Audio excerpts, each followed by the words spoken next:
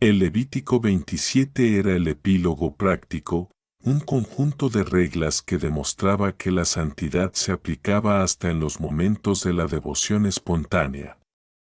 Un israelita, movido por la fe o la gratitud, podía consagrar algo a Dios mediante un voto, una persona, un animal o un campo, pero Dios, que exigía orden en el sacrificio, también lo exigía en la promesa. Si alguien hacía un voto, ese voto tenía que ser cumplido o, si era necesario, redimido a un precio justo y tasado, la tasación de las almas. Si un hombre juraba consagrar a una persona a Dios, Moisés dictó una tabla de tasación basada en el valor de un siervo o sierva, medido en siclos de plata. Un hombre adulto valía 50 siclos, una mujer adulta 30, y el valor disminuía con la edad. Esta tasación no era un valor humano, sino el precio de la redención para liberar a la persona de la obligación del voto, devolviéndola a su vida normal. De esta manera, el Levítico establecía que los votos no eran actos de locura o fervor pasajero, sino promesas legales y vinculantes que debían ser manejadas con seriedad económica. El fervor debía ir acompañado de la responsabilidad. La ley de los primogénitos. Moisés reiteró que algunas cosas ya pertenecían a Dios y, por lo tanto, no podían ser objeto de un voto.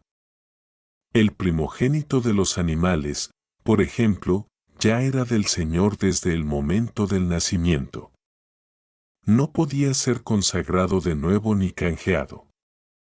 Si un primogénito era impuro, como un asno, debía ser redimido por una ofrenda o, si no era redimido, el hombre no podía tomar algo que ya era santo y pretender hacerlo más santo. El final del libro, después de las grandes bendiciones y las aterradoras maldiciones, se redujo a la medida de la justicia en las ofrendas y en el diezmo. El diezmo, la 10ª parte de la tierra o del ganado, se declaró santo para el Señor. El Levítico concluyó con este principio fundamental: la 10ª parte de la prosperidad era la marca del reconocimiento de que la totalidad de la tierra y la vida venían de Dios. El diezmo no era una donación, era una devolución de lo que era, por derecho divino. Moisés terminó su discurso con una frase final que resumía la montaña de leyes, sacrificios y rituales. La voz, ahora calmada pero autoritaria, resonó por el campamento. Moisés alzó la voz una última vez, con el sol poniente proyectando las largas sombras de la tienda del encuentro sobre el desierto. La frase final del Levítico no era una ley, sino un sello. Estos son los mandamientos que ordenó Jehová a Moisés para los hijos de Israel en el monte Sinaí. El Levítico no era una colección dispersa de reglas, era un código integral de existencia, entregado en el pico de la montaña, donde el fuego de la presencia había hablado directamente al hombre. Había comenzado con la sangre del sacrificio, el terror de Nadab y Abiú, y concluía con la justicia económica y la promesa de restauración. El propósito de los 27 capítulos era crear un pueblo tan puro y tan distinto que pudiera vivir en la presencia de un Dios consumidor sin ser aniquilado. El desafío de Levítico era que la santidad no era solo una emoción, sino una arquitectura de vida: cómo comían, cómo se vestían, cómo perdonaban y cómo administraban sus deudas. El aire se hizo denso con la reflexión.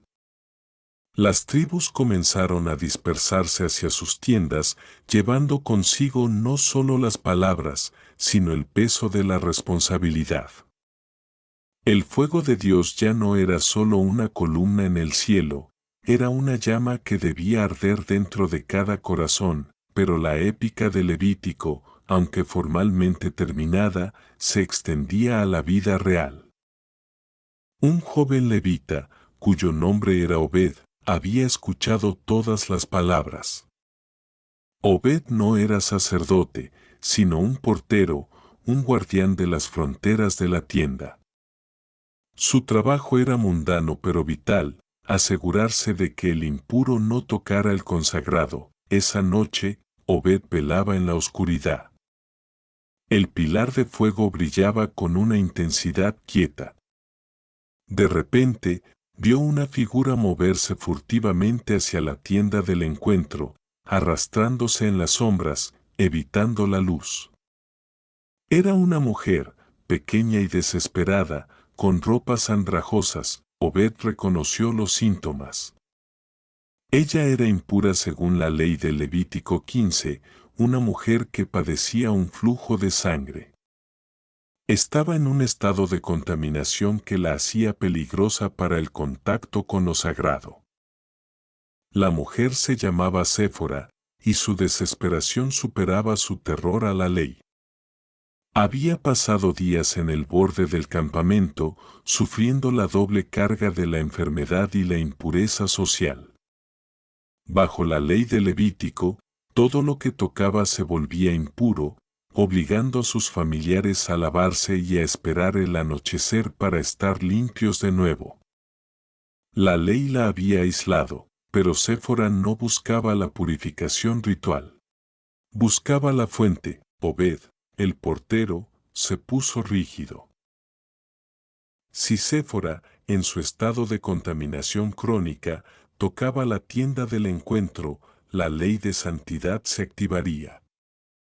La impureza penetraría el santuario, y el riesgo de una nueva manifestación del fuego divino, como la que consumió a Nadab y Abiú, era real. «¡Alto ahí!», gritó Obed en un susurro grave, esperando no despertar a los sacerdotes. «Aléjate de la puerta. Estás impura, conoces el precio». Séfora se detuvo, temblando, pero no huyó.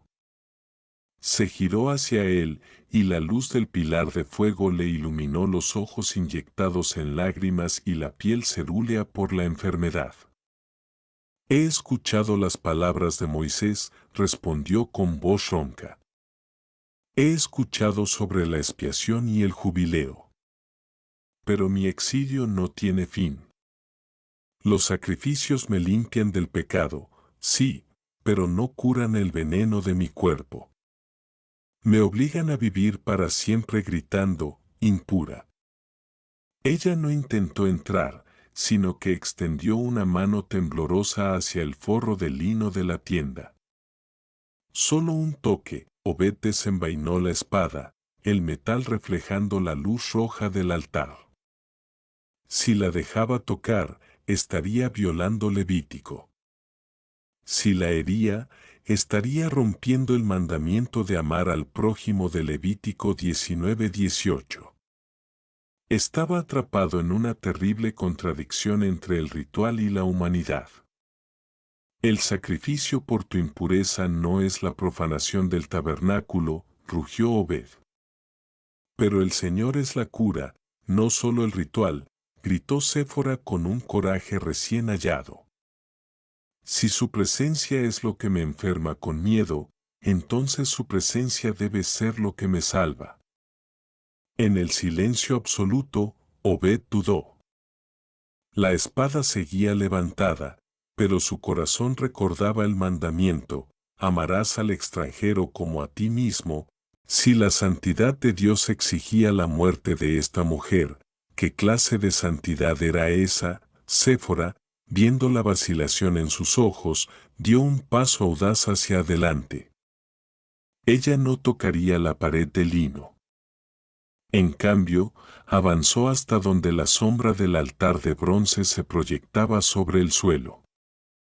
Se postró en el polvo, no frente al velo, sino al pie del lugar donde la sangre se rociaba diariamente, y comenzó a orar, no con las palabras del ritual, sino con las palabras de una desesperación absoluta. La oración de Séfora no pedía un cordero ni un chivo. Pedía la justicia que la ley de santidad había prometido, pero que su condición física le negaba. «Señor de la santidad», clamó Séfora, su voz quebrándose en el polvo. Has ordenado el amor al prójimo. Pero no puedo ser amada si el mero contacto conmigo trae impureza y exilio. He guardado la ley del Levítico, he permanecido fuera. Pero ahora me arrodillo ante el lugar de la sangre. Si la vida está en la sangre, Levítico 17:11, y la sangre del sacrificio me limpia de mi pecado, entonces la presencia que lo acepta debe limpiarme de mi enfermedad. No quiero un rito, quiero la totalidad que has prometido a tu pueblo. Obed bajó la espada. No podía ejecutarla. Su fe como levita, entrenado para memorizar cada ciclo de Levítico 27 y cada azazel de Levítico 16, se enfrentaba a una verdad más grande: si la ley de santidad era perfecta, no podía anular la ley del amor. Justo en ese momento de silencio tenso, el velo que separaba el lugar santo del lugar santísimo se onduló, como si una ráfaga de viento invisible lo hubiera golpeado desde dentro. No hubo fuego consumidor, ni trueno. Solo un movimiento suave, majestuoso. Entonces, Eleazar, el sacerdote superviviente e hijo de Aarón, salió del tabernáculo. Había escuchado el clamor. Su rostro, habitualmente severo, mostraba una profunda tristeza. Él había cargado la sangre del cabrito en el lugar santísimo, conocía el peso de la expiación, se acercó a Séfora, ignorando el riesgo de contaminación que ella representaba. Obed tembló al ver al sumo sacerdote rompiendo el estricto protocolo de pureza personal, Levítico 21. Hija de Israel, dijo Eleazar, su voz un murmullo grave. La ley del Levítico te prohíbe tocar lo consagrado. Séfora sintió, las lágrimas surcándole el rostro. Pero, continuó Eleazar, mirando hacia el pilar de fuego, la ley de santidad también dice: yo soy Jehová, que os santifico, Levítico 21:8. La limpieza viene de él, no de nuestra obediencia perfecta. Eleazar se arrodilló, tomó un puñado de tierra del lugar donde la sombra del altar caía sobre Séfora y lo arrojó sobre ella. No era un rito del Levítico, sino un gesto personal de empatía y transferencia. El Levítico nos enseña que la contaminación es poderosa, dijo Eleazar. Pero el Yom Kippur nos enseña que la expiación es más poderosa. Mientras hablaba, Obed notó un cambio sutil en Séfora. El color volvió a sus mejillas. El temblor cesó. Sus ojos, que antes reflejaban la enfermedad crónica, se abrieron con asombro. Su flujo se había detenido. El rostro de Eleazar se iluminó con una emoción que los levitas rara vez veían en el sumo sacerdote: la alegría de la gracia. El fuego inextinguible no busca solo destruir lo impuro, declaró Eleazar. Busca transformarlo. El Levítico te enseñó que no podías acercarte a la santidad. Ahora, la santidad se ha acercado a ti. La curación era instantánea y completa. Séfora ya no era una fuente de contaminación. Ya no tenía que gritar impura. La ley de Levítico 15 sobre el flujo contaminante se había cumplido, no por el ritual de 7 días de espera y los sacrificios, sino por la intervención directa de la presencia que ese ritual representaba. Obed envainó su espada, su comprensión de la ley había cambiado para siempre. El Levítico no era una prisión de reglas, sino un mapa que señalaba el camino hacia la curación total.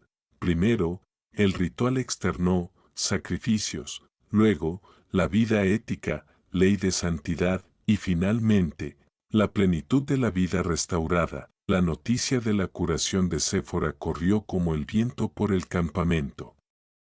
Era una señal viviente de que las promesas de Levítico 26, las bendiciones, estaban activas. Sin embargo, a pesar de este milagro de sanación, las sombras de la duda y la incredulidad persistían. Había un anciano de la tribu de Simeón, un escéptico de corazón llamado Suri, que había observado la escena desde lejos con un ceño fruncido. Suri creía en la ley, pero solo en la letra, no en el espíritu. Para él, Levítico era solo sangre y números, no misericordia. Un acto peligroso, sacerdote, murmuró Suri lo suficientemente fuerte para que Eleazar lo escuchara. Ella profanó el suelo santo al acercarse. La ley es la ley. Los rituales de Levítico 15 deben ser seguidos al pie de la letra, o el orden del campamento colapsará. Dios castiga la presunción. Suri creía que el terror sagrado de Levítico 10, la muerte de Nadab y Abiú, era la única forma de garantizar la obediencia, no la gracia de Levítico 19, amar al prójimo. Eleazar se dirigió a Suri, su rostro ahora severo.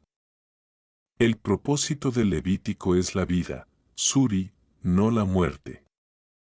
Pero si tu corazón está tan endurecido que crees que el código es más importante que aquel que lo dio, entonces debes recordar la advertencia más seria del libro. Eleazar no se refería a las plagas de la desobediencia, Levítico 26. Se refería al terror de la blasfemia. En el siguiente video veremos el juicio por blasfemia y la severidad de la ley. Si te está gustando dale like y suscríbete para seguir haciendo más contenido.